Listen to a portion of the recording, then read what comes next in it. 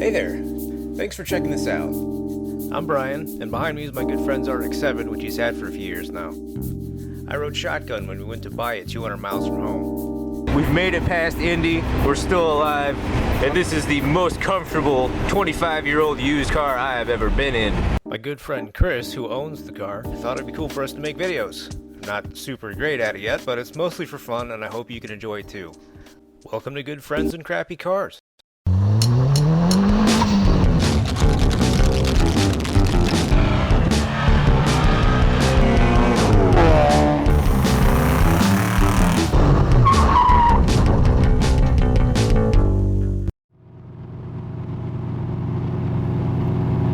So, here we are, 2021. The RX-7 has been on the road for a few years and has seen a handful of autocross events, and in true rotary fashion, it's seen a rebuild of the old naturally aspirated engine. Of course, we've done some of the fun stuff, like wheels, coilovers, and exhaust system, but Chris never had any plans of stopping there. As it sits now, there's still a lot to be done. Recently, the engine bay has been painted, and a custom radiator and intercooler mount is taking shape. The engine's been rebuilt again, but this time it's going to have a turbocharger. More power, baby. It's pretty cold in here, so step 1, turn the heater on.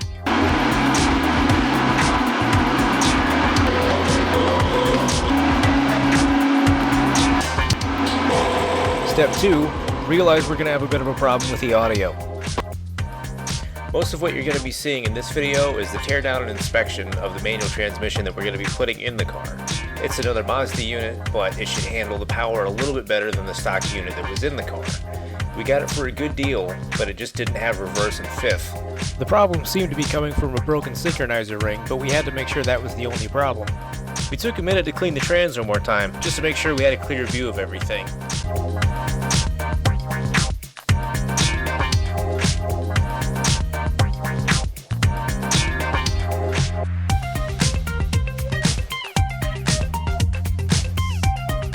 Lo and behold, no more broken synchros, no more chipped teeth, everything was looking good in there. With everything inside the main case looking good and not needing a rebuild, that means all we have to fix is the part we already have parts for, the 5th reverse cluster, this guy right here. And with our biggest curiosity put to rest, we can get back to cleaning off the old silicone RTV sealant, better known as schmutz in this video. Just want to scrape off all the schmutz. Chris, where does schmutz come from? Australia. What's the schmutz used to do? Seal the bell housing in the box. So what happens when the schmutz is left on there? You don't get a good seal. So what happens when you don't get a good seal? Leak. No. What happens when you don't take the schmutz off? When you don't take the schmutz off, you don't get a level mating between the bell housing and the face of the transmission. This affects the alignment of your input shaft, and if the angle of the angle is wrong, that's bad news for everything that's inside of there. Bad news bears. With that in mind, I get to work scraping RTV from the bell housing, with the camera zoomed way too far in. After a good once over, I go get caught up with Chris, who's de-schmutzing a tail shaft housing extension.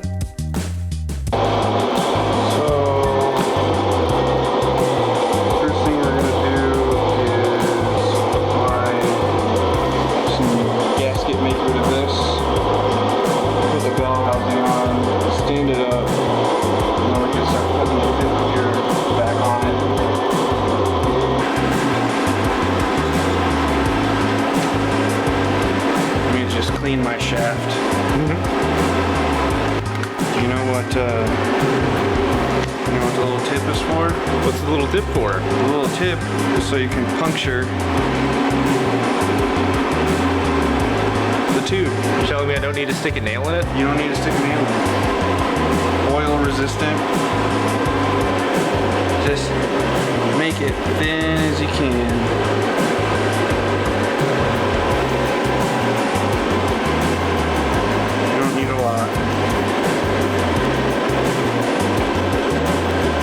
too much, it'll squeeze it out. That's what she said. So before we RTV the bell housing back to the gearbox, we want to make sure that 1, it's good and clean, 2, we make sure to put our shim back in.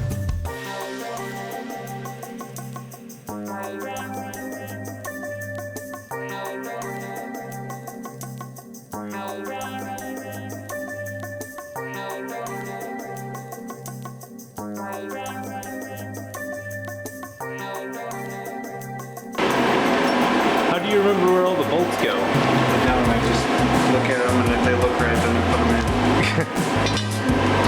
Has that ever gone wrong in your years of car modifying? No, not once. Have I lost bolts and then had to find new ones? Yeah. Have you ever ended up with extra bolts, perhaps? Oh.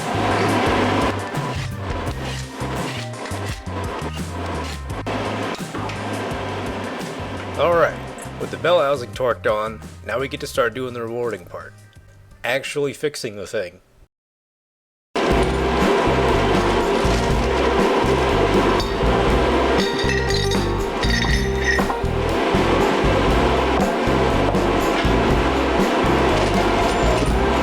feel like this is the closest I've ever seen you get to doing bag and tag when you take something apart. While Chris was trying to get his parts in order, I decided I'd help by doing a really bad Mighty Car Mod impression. Alright, Martin. Which one of these little doodads goes right there on the dangle? Right, you slip number 7 over the doodle.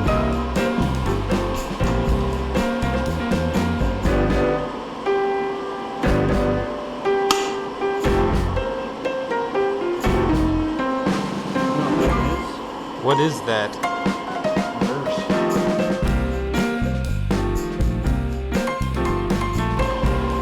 Hey, here's a good question. How are we going to get the fork on now? Since we've already got the slider on. Yeah, I can take it back off. Ah.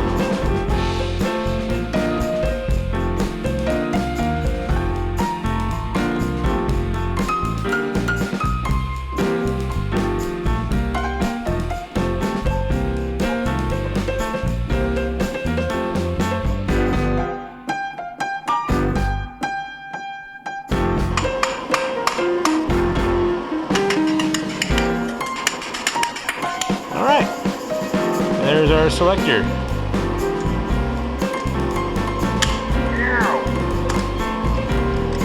That's what you're doing with the gear lever.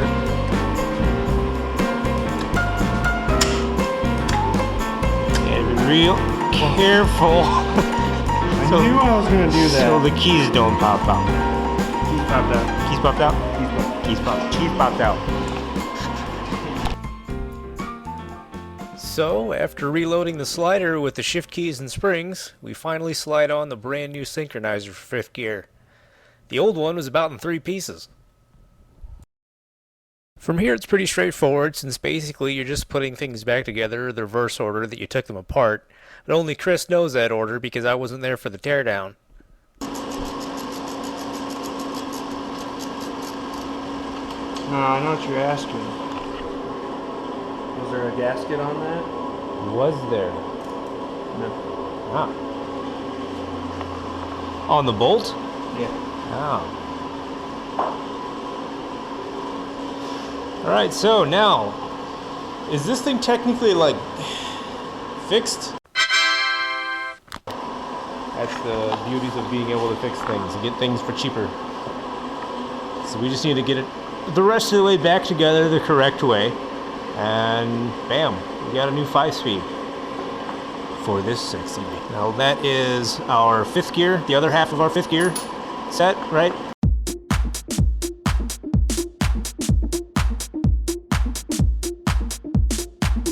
You know, it's really great doing your own work in the sense that, yeah, it's a lot of effort and there's a lot of time involved, but really, it's cool to have a really extensive knowledge of what you're using, what's in your car.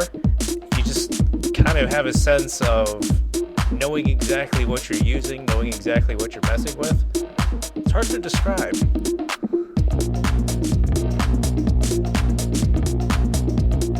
I guess you could say that when you know the inner workings of what you're operating, you have a better understanding of how not to break it, and how to take care of it. I don't know if maybe you can call it like a comforting feeling, but it takes a lot of the mystery out of things in a good way. Parts of your car become less mysterious, less intimidating, because you know exactly what's supposed to be going on inside of them. You know exactly what needs to happen for them to operate correctly. I'm gonna need it.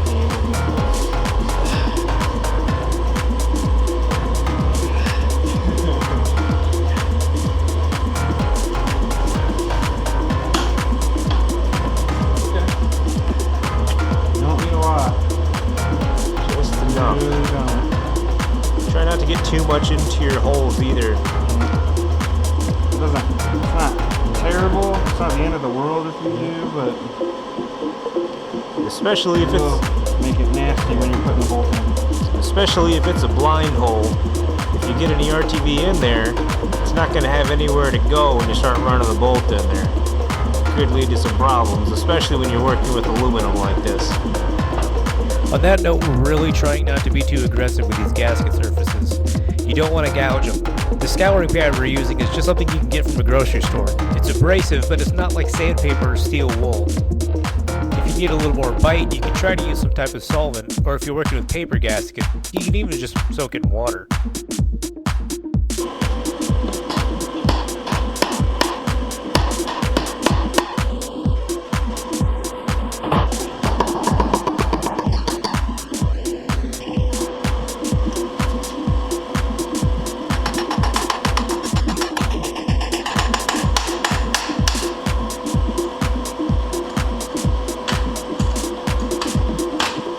Didn't do that before. It didn't want to go into gear? Did not want to go into gear at all. That's a lot better, man.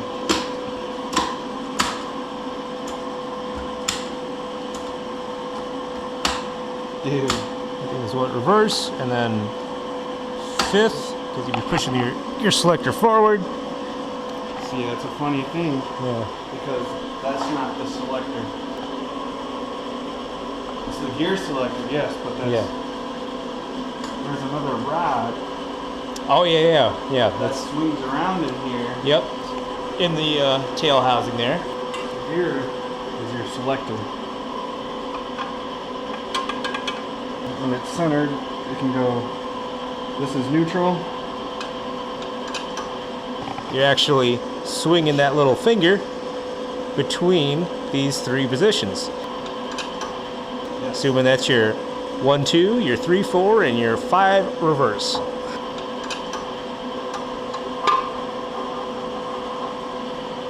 So when you're pushing, it's actually pulling. Yes. When you're pulling, it's pushing. Yes.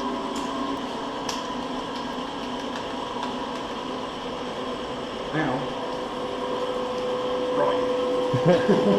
Right.